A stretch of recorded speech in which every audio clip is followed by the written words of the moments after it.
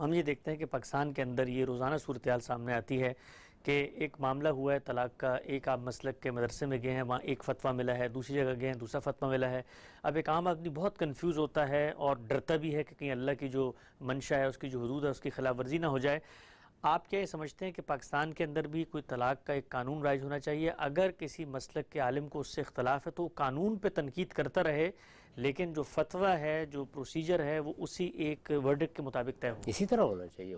بنایا قانون، ہمارے ہاں قانون ہے، اس قانون پہ مجھے بھی کچھ اعتراضات ہیں، کسی اور کو بھی ہوں گے۔ قانون کی اصلاح کے لیے گفتگو بھی کی جائے گی، اس پہ تنقید بھی کی جائے گی، لیکن اسی قانون کے مطابق فیصلے ہوں گے، وہ فیصلے نافذ ہوں گے۔ اس میں اگر کوئی غلطی ہے تو قانون بنانے والے جانیں۔ اللہ تعالیٰ نے، اللہ کے پیغمبر نے لوگوں کو اس کا حق دیا ہے کہ وہ دین کو سمجھیں، اس میں اگر غلطی کر جاتے ہیں اور نیک نیتی سے غلطی کرتے ہیں تو اللہ تعالیٰ اس پر بھی اجر دیتے ہیں، اس میں کوئی قیامت نہیں آتی۔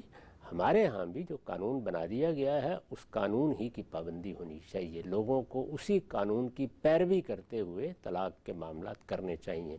بلکہ میں نے تو جس زمانے میں نظریاتی کونسل کا میں ممبر تھا، طلاق نامہ بھی بنا دیا تھا۔ اچھا۔ اور یہ گزارش کی تھی کہ اس کو اسی طریقے سے ایک رجسٹر میں ڈال دینا چاہیے اور نکاح رجسٹرار کے پاس یہ ہو، لوگ وہاں سے اس کو لیں اور اسی پر طلاق دینے کے لیے درخواست دائر کریں۔ پھر اس کے بعد جو قانون پہلے سے بنا ہوا ہے اس کے تحت لوگ اطمینان کے ساتھ اس پورے مراحل سے گزریں۔ یہی ہونا چاہیے، ہر حال میں یہی ہونا چاہیے۔ یہ بات بالکل طے ہے کہ جہاں تک معاملات کا تعلق ہے وہ قضا ہوتا ہے، یعنی اس میں فیصلہ دیا جاتا ہے۔ جیسے ہم باقی معاملات میں کیا فیصلہ دینے کی جرات کر سکتے ہیں؟ مثلا ایک آدمی نے قتل کر دیا ہے، ایک آدمی نے زنا کا ارتکاب کیا ہے، ایک آدمی نے چوری کی ہے، تو کیا ہم اس کے بارے میں فتویٰ دیں گے کہ اس کو یہ سزا دے دی جائے یا اس کے بارے میں یہ فیصلہ کر دیا جائے؟ ٹھیک۔ یا اگر اس پہ کوئی ضمان عائد کرنی ہے تو وہ کر دی جائے؟ ہم نہیں کر سکتے۔ تو بالکل اسی طریقے سے نکاح، طلاق، ان کے انعقاد کا فیصلہ ریاست کو کرنا ہے۔ اگر ریاست نے کوئی قانون نہیں بنایا ہوا تو الگ بات ہے، لیکن اگر بنایا ہوا ہے تو پھر وہی فیصلہ کن ہے۔ یہ قضا ہے، میں پھر عرض کر دوں، اس کا دین کے بارے میں آراء دینے سے کوئی تعلق نہیں ہے۔ دین کے بارے میں آراء دینے پر نہ کوئی پابندی لگائی جا سکتی ہے، نہ لگائی جانی چاہیے، نہ اس طرح کسی پابندی کو قبول کرنا چاہیے۔ لوگوں کے بارے میں فیصلہ کرنا، یعنی خواہ وہ کفر و ایمان کے فیصلے ہوں، خواہ وہ کوئی اور فیصلے ہوں، ان کے حدود طے ہیں، ان میں کسی عالم کو مداخلت نہیں کرنی چاہیے۔ صبرائے آپ کے سامنے ہی آگے بڑھاتے ہیں سلسلہ گفتگو کو، یہ بیان کیجئے گا مغربی ممالک کے اندر جہاں پر مسلمانوں کی حکومت نہیں ہے، ان کے اپنے پروسیجرل لاز ہیں، ڈیورس کے بھی، اسی طرح سے باقی چیزوں میں، تو اب یہاں پر پھر ہم کیا کریں گے؟ یعنی یہاں پر جو شریعت کے مقرر کردہ قوانین ہے، طریقہ کار ہے، اس کو فالو کیا جائے گا یا ملکی قانون کو فالو کیا جائے گا؟ اور اگر دونوں انیشیٹ ہو گئے تو پھر پریویل کون سا کرے گا؟ دیکھیے بات یہ ہے کہ شریعت میں جو چیزیں شخص کو بتائی گئی ہیں ان میں کبھی کوئی قانون مداخلت نہیں کر سکتا۔ یعنی مثال کے طور پر یہ کہ عدت کے لحاظ سے طلاق دینی ہے، مثال کے طور پر یہ کہ طہر میں طلاق دینی ہے، یا اس سے متعلق بعض اور ہدایات، کیا چیز واپس لے سکتے ہو، کیا نہیں لے سکتے، وہ دنیا میں ہر جگہ قابل عمل ہیں، ان میں کوئی مسئلہ نہیں پیدا ہوتا۔ اگر کسی جگہ آپ غیر مسلم ملک میں رہتے ہیں جہاں غیر مسلموں کی اکثریت ہے اور وہاں کوئی قانون، کوئی قاعدہ بنا دیا گیا ہے، تو کیا ہوگا قانون قاعدہ؟ یعنی یہی ہوگا کہ آپ کو کسی عدالت میں جانا ہوگا، آپ کو کسی ادارے میں جانا ہوگا، وہاں جا کے آپ یہ کہیں گے کہ میں نے طلاق دینے کا فیصلہ کر لیا ہے۔ اس کے بارے میں انہوں نے کوئی حدود اپنے طے کر رکھے ہوں گے۔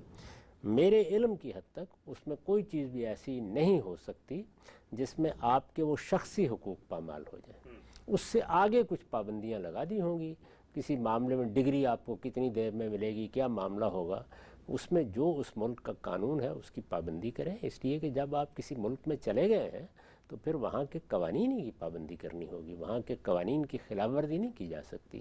اگر اس میں کوئی ایسی چیز ہے کہ جو دین کے بالکل خلاف ہے تو اس میں پھر آدمی کو اس قانون کی پابندی کرنے کی بجائے اس کی سزا بھگت لینی چاہیے۔ لیکن میرے علم کی حد تک ایسا کوئی تضاد سامنے آیا نہیں ابھی تک. جی تو اس لیے اطمینان کے ساتھ جو چیزیں شخصی معاملات سے متعلق ہیں ان میں اپنی رائے پر عمل کرنا چاہیے، یعنی اپنے دین میں جو ہدایت دی گئی ہے اور جو قانون کے تقاضے ہیں وہ امریکہ میں ہیں، وہ برطانیہ میں ہیں، وہ کسی یورپی ملک میں ہیں، وہ ہندوستان میں ہیں، وہ پورے کر دینے چاہیے. ٹھیک. اچھا صاحب، ایک سوال بالعموم بہت سامنے آتا ہے یا مغربی ممالک میں مسلمانوں کی جانب سے کہ ایک شخص نے اپنی اہلیہ کو طلاق دے دی، ایک طلاق دے دی. اب طلاق دینے کے بعد جب وہ قانونی پروسیجر جو ملکی قانون ہے اس کو انیشیٹ کرتا ہے تو وہاں طلاق نافذ ہونے میں بسا اوقات سال لگ جاتے ہیں. تو اب اس ایک سال کے پیریڈ کے دوران زبانی تو اس نے طلاق دے دی ہے، تو کیا شرعی لحاظ سے طلاق ہو گئی ہے انٹل کہ قانون نے بھی طلاق نافذ نہیں کی؟ یہ دیکھیے بات یہ ہے کہ جو طلاق تو جب اس نے دے دی تو دے دی، اس کے بعد اس خاتون نے عدت گزارنی ہے، وہ دین کا تقاضا ہے. آپ یہ تو نہیں کہہ رہے کہ اگلے دن اس کو مجبور کیا جاتا ہے کہ تم نکاح کرو، ہاں نہیں. تب تو دین کے خلاف ہو جائے گا جی. معاملہ. عدت گزارنی ہے، وہ 3 مہینے 4 مہینے گزر گئی، اس کے بعد دینی لحاظ سے عورت مرد کا تعلق ختم ہو گیا. اب تعلق ختم ہو گیا لیکن قانون یہ کہتا ہے کہ تم پر کچھ ذمہ داریاں ابھی عائد ہوتی ہیں. جی تو جو ذمہ داریاں قانون نے ڈالی ہیں وہ آپ ادا کرتے رہیں گے، تاہم کوئی تعلق قائم نہیں کریں گے. ٹھیک، نقطہ واضح ہو گیا. آگے بڑھاتے ہیں سلسلہ گفتگو کو. ہم سے بھی سوال پوچھا گیا ہے کہ ضعیف حدیث کسی مکتب فراہی میں کیا استدلال کیا جا سکتا ہے؟ آپ کا جو نظام فکر ہے، طرز استدلال ہے، اس میں ضعیف حدیث کہاں کھڑی ہے؟ ہم جب کسی روایت کو رسالت مآب صلی اللہ علیہ وسلم کی نسبت سے قبول کرتے ہیں اور خاص طور پر اگر وہ دین کے اوامر و نواہی سے متعلق ہو، یہ میں وضاحت کر دوں کہ وہ اوامر و نواہی یا تفہیم و تبیین کی نوعیت کے ہوں گے یا ان میں کوئی اسوے کی چیز بیان ہوگی. ٹھیک. اصل دین تو قرآن و سنت میں ہے اور وہ سارا کا سارا انہی میں محصور ہے، نہ اس میں کوئی اضافہ ہو سکتا ہے نہ اس میں کوئی کمی ہو سکتی ہے. تفہیم و تبیین یعنی کوئی بات سمجھانے میں رسالت مآب صلی اللہ علیہ وسلم نے کوئی ہدایت فرمائی ہے، کوئی اجتہادی اطلاق آپ کی طرف سے سامنے آیا ہے، اس میں ہم اس بات کو لازم سمجھتے ہیں کہ حسن کے درجے سے کم کی روایت قبول نہیں کی جائے گی، اس لیے کہ رسول اللہ کی نسبت کا معاملہ ہے اور بہت تنبیہ فرمائی گئی ہے کہ میری نسبت سے کوئی ایسی بات بیان نہیں ہونی چاہیے جس میں غلطی مانی جا رہی ہو، اور جانتے بوجھتے اللہ کے پیغمبر کی طرف کوئی غلط بات منسوب کر دی جائے تو اس پر بڑی سخت وعید سنائی گئی ہے. چنانچہ میں اس میں اور میں کیا ہمارے ہاں پہلے سے بھی یہی نقطہ نظر رہا ہے کہ اس معاملے میں جو کوئی بھی ہمارے سامنے چیز آئے گی وہ محدثین کے اصول پر دیکھی جانی چاہیے. یعنی ہمارے ہاں جو حدیث کے فن کے ماہرین ہیں انہوں نے کچھ اصول، کچھ قاعدے، کچھ معیارات بنائے ہیں، ہر لحاظ سے ان کو پرکھ کر دیکھ لیا گیا ہے، ان میں کسی کمی بیشی کی ضرورت نہیں ہے، بہت ٹھیک بنائے گئے ہیں، انسانی سطح پر اس سے آگے کچھ نہیں ہو سکتا. ان کا لحاظ کرتے ہوئے جیسے کہ انہوں نے اس کے لیے اصطلاحات بنا دی ہیں، صحیح حدیث ہے قبول کر لیں گے، حسن حدیث ہے ضرور قبول کریں گے اس کو بھی، لیکن ضعیف روایت صرف اس صورت میں قابل قبول ہوگی جب وہ متعدد طرق سے نقل ہوئی ہو اور اس کے ساتھ کسی ایسے معاملے سے متعلق ہو جو انتظامی نوعیت کے. اچھا. یعنی اس میں دین اپنی اصل کے لحاظ سے تو زیر بحث ہو ہی نہیں سکتا، لیکن تفہیم تبیین کی نوعیت کی بھی نہ ہو، بلکہ کوئی انتظامی معاملہ ہے. جس طرح کے یہ بات عام طور پر بیان کی جاتی ہے کہ رسالت مآب صلی اللہ علیہ وسلم کے سامنے کچھ ایسے مسائل آئے جس میں لوگوں نے طلاق دی ہوئی تھی. اس وقت چونکہ اسی کے بارے میں آپ نے سوال بھی کیا ہے تو طلاق کے فیصلے آپ نے کیسے کیے؟ جی. وہ طلاق کے فیصلے انتظامی فیصلے ہیں. انتظامی فیصلوں میں ضعیف روایت اگر وہ متعدد طرق سے آئی ہے تو قبول کر لی جائے. ٹھیک. اب سے یہ متعدد طرق کی شرط کیوں آپ نے عائد کی ہے؟ اس لیے کہ وہی احتیاط ظاہر ہے کہ جب یہ ہم کہہ رہے ہیں کہ صحیح کے درجے میں ہونی چاہیے، یہ اصطلاح ہے محدثین کی، یا حسن کے درجے میں ہونی چاہیے، تو یہ شرط کیوں لگا رہے ہیں؟ اسی احتیاط کے پیش نظر یہی شرط وہاں بھی لگا رہے ہیں کہ اگر ایک روایت ضعیف ہے تو اگر متعدد طریقوں سے آ رہی ہے تو یہ متعدد طریقے یہ امکان پیدا کر دیتے ہیں کہ بات ٹھیک ہی ہے، اگرچہ اس میں جو قاعدے مقرر کیے گئے تھے اس کے لحاظ سے کچھ کمی رہ گئی ہے.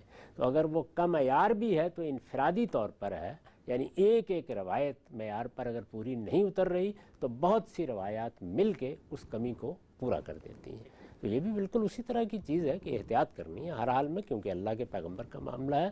انتظامی معاملات یعنی جن میں نہ دین کی تفہیم و تبیین زیر بحث ہے نہ اسوہ حسنہ.